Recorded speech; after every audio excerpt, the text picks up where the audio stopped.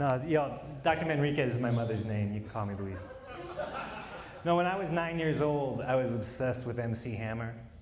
It was my first cassette, and I played it till I drove my mom crazy. She was like, "Stop, Luis!" I was like, "Mom, I'm too legit to quit. I want to be MC Hammer for the for the school Halloween party. Can you make me a costume?" And I saw something change in her eyes. And I didn't understand it as a kid, but as an adult, as a parent, I understood it. She had put her emotions aside, right? She put her exhaustion aside, and she chose love. And so she said, "Stop, hammer time." Right? And then she got out the sewing machine. At the time, my mom was a medical resident. She was working 80+ hours a week. And she found the time to make me custom parachute pants. And then on the way home from the hospital, she stopped at Ross to finish the outfit with a black tank top. But all they had was a ribbed girl's tube top. Now, I was a fat kid in the 90s, and it was different back then. In the 90s, you could just be throwing shit at a fat kid's head. And if they caught you on camera, Bob Saget would give you $10,000. Now it's different. But my mom got the day off to be the chaperone at the school Halloween party. And so she sent me into the bathroom with my homemade costume. And I was putting it on, and I did not love the tube top. But I was like a little sausage casing with cleavage. And so I was just, it was very bodycon, as the kids say. In the 90s, everything a fat kid wore was bodycon. It was the golden age of the purple nurple.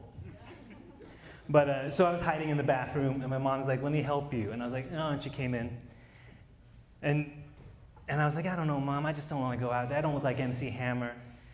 And she was just like, "I slaved over the sewing machine till midnight. I'm going to make my son happy." Right, this is a woman who came from Mexico.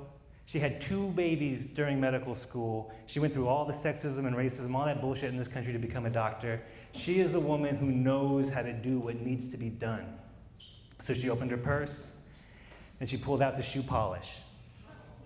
And when she was done, I looked at myself in the mirror. Black face, white titties. Yeah, shameful. Boy boobs. Boybs, I think they're called. How much does your mom love you? Enough to commit a hate crime? Just to make you happy? That's unconditional love, everyone. And so I looked at her, I was like, "I don't know, Mom, I don't want to go out there." And something changed in her eyes. And she was like, "This is my one day off. I stayed up till midnight making this costume. You are going to this party." And she shoved me right out the door. Because apparently even unconditional love has its limits.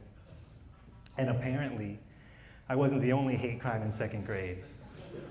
The principal, who was white, came as America's dad. Theodore Huxtable. Bill Cosby. Yeah. So I think back on those days, and it was obviously wrong, right? Like, there's just no excuse for that. And I know that 2 wrongs don't make a right. But I just think about it, and I'm just like, well, I don't know. Maybe some of us do deserve to get deported. Am I wrong?